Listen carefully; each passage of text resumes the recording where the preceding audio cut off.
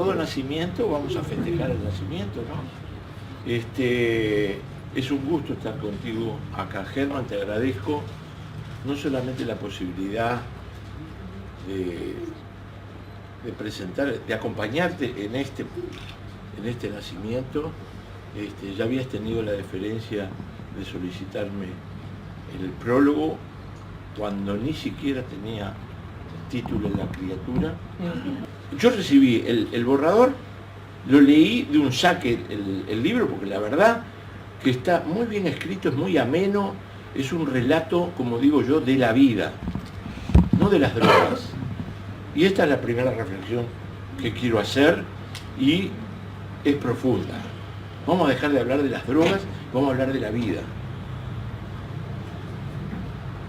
de las personas. Esto no es un recurso poético, es un enfoque terapéutico, es un viraje importante que ha tenido la comunidad internacional, que ha dado un giro copernicano, para decirlo en palabras muy rebuscadas, y donde el centro del problema, si es que hay problemas, porque no siempre hay problemas, pero el centro del problema no son las drogas ni las sustancias, son las personas. Y la palabra droga durante mucho tiempo inundó con mitos, bucos, y transcurrió siempre y sigue transcurriendo en una zona opaca, difícil a veces de incursionar. Entonces, restablecer la condición humana para aquellos humanos que consumen, algunos de los cuales, en general, la minoría, se transforman en adictos, es decir, en dependientes de las sustancias. Digo que para ello es necesario que todos nosotros, y fundamentalmente los profesionales, tengamos un enfoque que amplíe la mirada, que lo leí de un tramo y enseguida me puse a escribir. Por lo tanto, la mediación entre el acto y el pensamiento en ese prólogo fue no muy distinguible, porque la verdad quedé muy impresionado. Primero por la elocuencia y la capacidad de relato que hace Germán en este libro. En segundo lugar, por la honestidad intelectual, donde él relata algunos descubrimientos que tuvo él.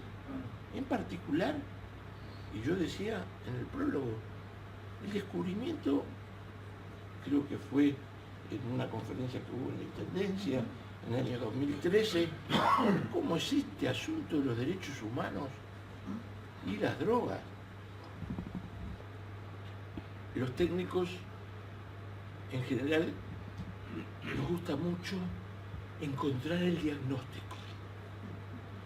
Llegar al diagnóstico, entonces el diagnóstico de esta persona es que sí tiene trastorno de adicción, pero además es un F20, porque está la calificación del DSM-4, ¿no? Y es un esquizofrenio, y además de un esquizofrénico, tiene la forma clínica de la esquizofrenia.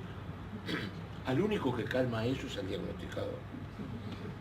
¿Qué es lo que le sucede? ¿Qué es lo que le pasa?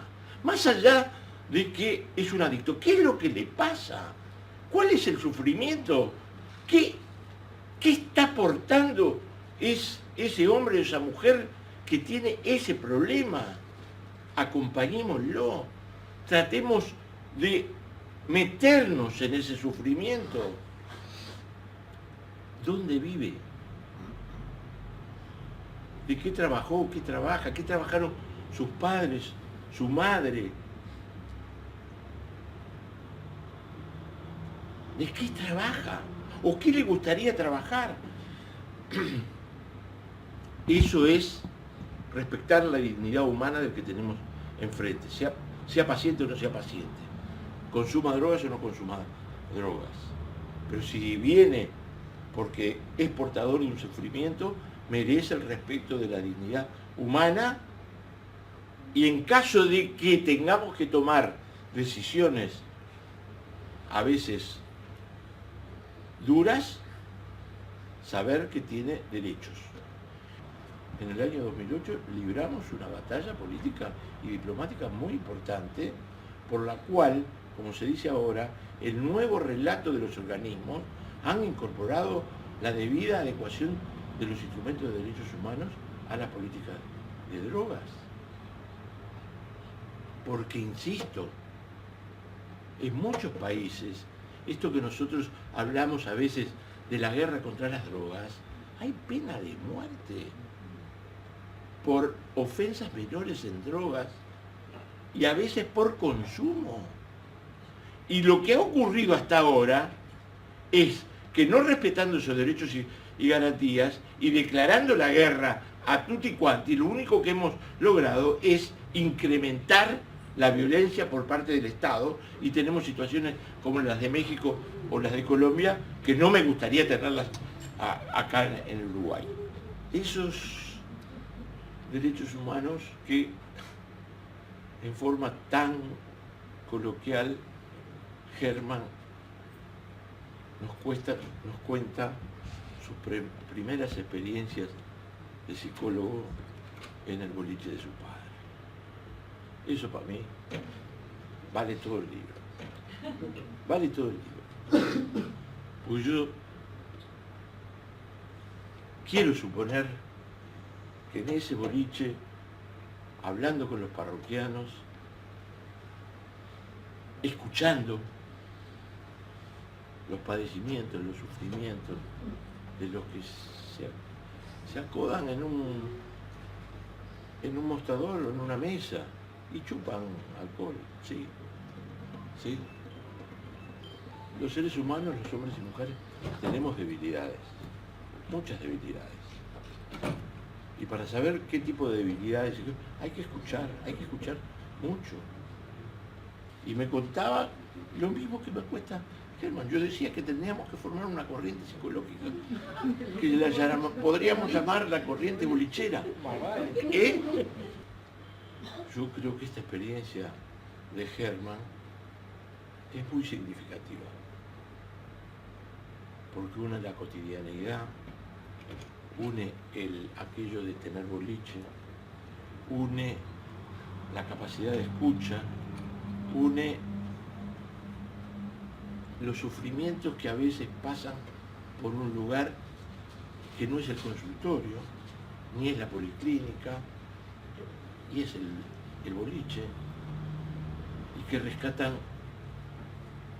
la humanidad que todos nosotros tenemos y que tenemos que saberla descubrir, tenemos que saber ponerla en juego con el otro para seguir construyendo humanidad, y quizás para avanzar, soltar las muletas sabiéndonos nuestra potencialidad humana y las posibilidades que siempre tenemos de seguir adelante.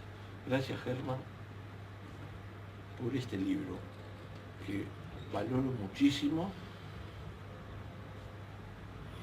Vuelvo a repetir, está muy bien documentado, tiene densidad técnica, pero fundamentalmente tiene mucho humanismo, tiene mucha honestidad intelectual y es muy entretenido. Muchas gracias.